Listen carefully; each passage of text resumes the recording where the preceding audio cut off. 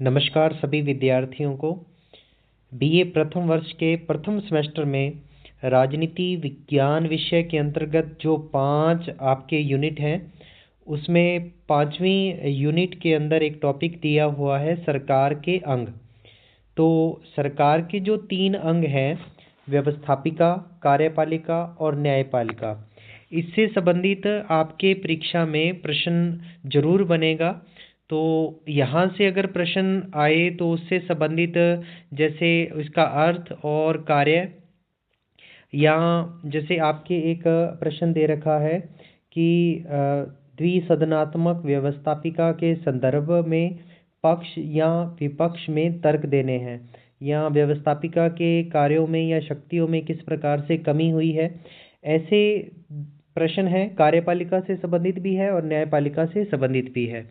तो उन तीनों प्रश्नों को हल करने के लिए आपको एक कॉन्सेप्ट क्लियर होना चाहिए कि ये है कौन, व्यवस्थापिका क्या है, कार्यपालिका क्या है, न्यायपालिका क्या है। तो इन तीनों का आपको बेसिक जो कॉन्सेप्ट है वो पता होना चाहिए, ताकि आप वहाँ पर अगर इसके कार्यों से संबंधित पॉइंट बनाने हो या कोई हेडिंग देनी हो तो वो आप आसानी से इसकी हेडिंग दे सकते हैं। इसके लिए मैं आपको एक उदाहरण दे रहा हूँ भारतीय शासन व्यवस्था का। इसमें जो भारत के संविधान में एक व्यवस्था दी हुई है, जो सरकार के जो तीनों अंग हैं उसके बारे में। तो सरकार के 3 अंग हैं, जैसे व्यवस्थापिका, कार्यपालिका और तीसरा है न्यायपालिका। अब वहाँ पर आपके थ्योरी के रूप में है, संवैधानिक व्यवस्था के रूप में इनको अलग तरीके से पढ़ते हैं। मैं आपको एक संवैधानिक व्यवस्था के तौर पर बता रहा हूँ। अगर आप यहाँ से अपने टॉपिक को अच्छे से क्लियर कर लेते हैं तो वो टॉपिक आपके लिए थोड़े आसान हो जाएंगे। तो व्यवस्थापिका, जिसको संसद भी कहते हैं, भारत में इसको क्या कहते हैं, संसद कहते हैं। तो इसी संसद के 2 सदन हैं, लोकसभा, राज्यसभा। और ये जो दोनों सदन हैं, अब इसको बोलते हैं द्विसदनात्मक व्यवस्थापिका। जहां संसद के अंदर 2 सदन हो वो हो गई द्विसदनात्मक व्यवस्थापिका। जैसे ये एक एग्जाम्पल के तौर पर मैंने बता दिया आपको, जैसे लोकसभा है और एक कौन है, राज्यसभा है। लेकिन भारत के अंदर व्यवस्थापिका 3 अंगों से मिलकर बनती है, जैसे लोकसभा से, राज्यसभा से और राष्ट्रपति से। तो आप दोहरी भूमिका देख रहे हैं राष्ट्रपति की। एक तो राष्ट्रपति आप देख रहे हैं कार्यपालिका के अंतर्गत आ रहा है और एक व्यवस्थापिका के अंतर्गत आ रहा है। तो यहाँ भी राष्ट्रपति की भूमिका है और यहाँ भी राष्ट्रपति की भूमिका है। तो व्यवस्थापिका में अगर आप देखोगे कि उसका एक कार्य है कानून बनाना। जो भारत के अंदर कानून बनाए जाते हैं वो कौन बनाता है, व्यवस्थापिका बनाती है। तो व्यवस्थापिका के अंदर जो 2 सदन हैं, ये दोनों मिलकर के कानून की प्रक्रिया को शुरू करते हैं, लोकसभा, राज्यसभा। तो कानून तब तक नहीं बनेगा जब तक कि राष्ट्रपति उस पर हस्ताक्षर नहीं कर दे। तो यहाँ पर ये दोनों ही विधेयक को पारित करके राष्ट्रपति के पास भेजेंगे और फिर राष्ट्रपति उस पर हस्ताक्षर करता है और इस प्रकार से कानून बनता है। तो ये तो हुई कानून बनाने की प्रक्रिया। तो तीनों अंग जो हैं वो इनके अलग अलग कार्य हैं। व्यवस्थापिका का अलग कार्य है, कार्यपालिका का, न्यायपालिका का, तीनों के अलग अलग कार्य हैं। तो एक मैंने आपको एग्जाम्पल के तौर पर बताया कि व्यवस्थापिका कानून बनाती है। तो कानून बनाना किसका काम हो गया, व्यवस्थापिका का। तो कैसे बनेगा, लोकसभा या राज्यसभा इनमें से विधेयक पारित होगा। विधेयक, कानून बनाने का जो प्रस्ताव होता है उसको विधेयक बोलते हैं। तो ये लोकसभा या राज्यसभा ये विधेयक पारित करेंगे दोनों सदनों में अलग अलग, फिर ये किसके पास भेज देंगे, राष्ट्रपति के पास भेज देंगे।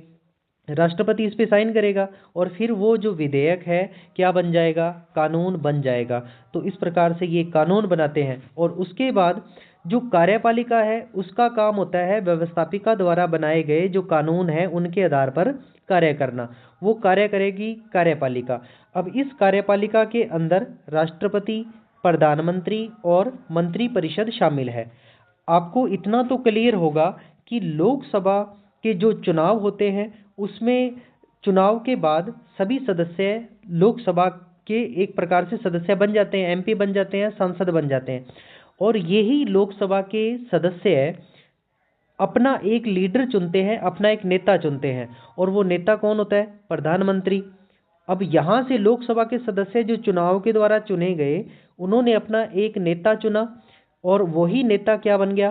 प्रधानमंत्री बन गया।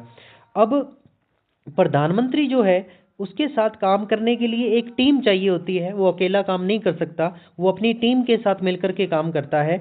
तो इसलिए वो इनमें से या तो लोकसभा में से और या राज्यसभा में से, ज़्यादातर तो लोकसभा में से ही होता है कि वो इसी से ही अपनी एक टीम चुनता है, और उस टीम का नाम है मंत्रिपरिषद।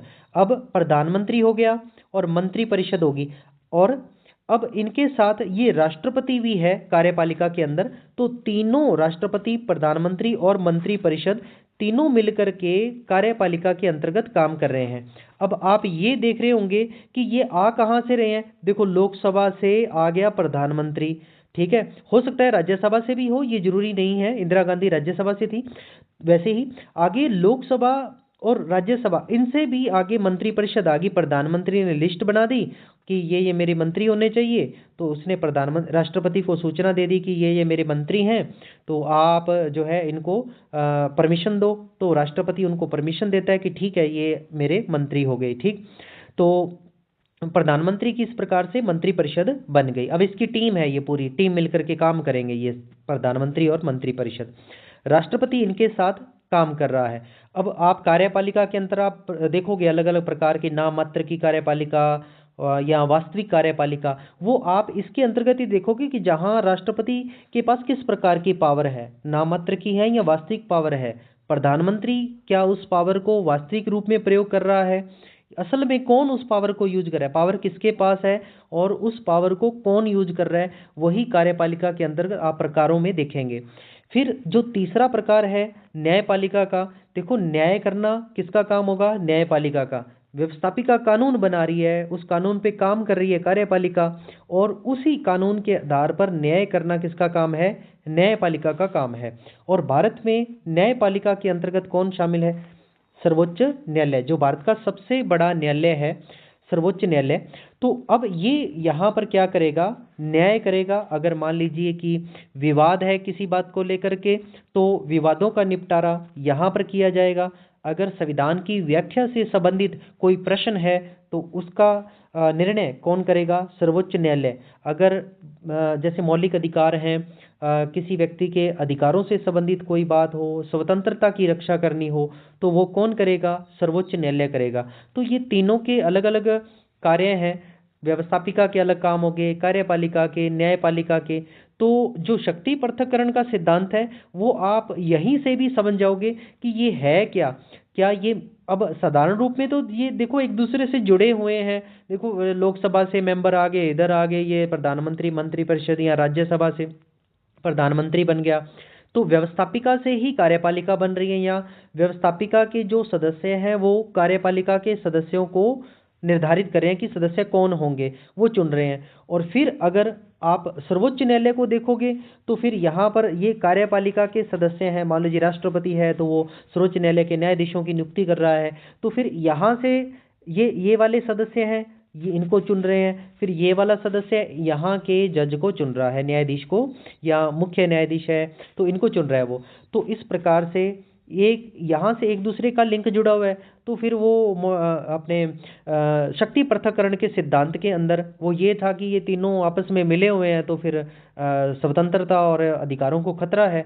ऐसा नहीं होना चाहिए, ये तीनों अलग अलग होने चाहिए, भी एक नहीं होने चाहिए, इनका काम अलग अलग होना चाहिए, शक्तियाँ अलग अलग होनी चाहिए।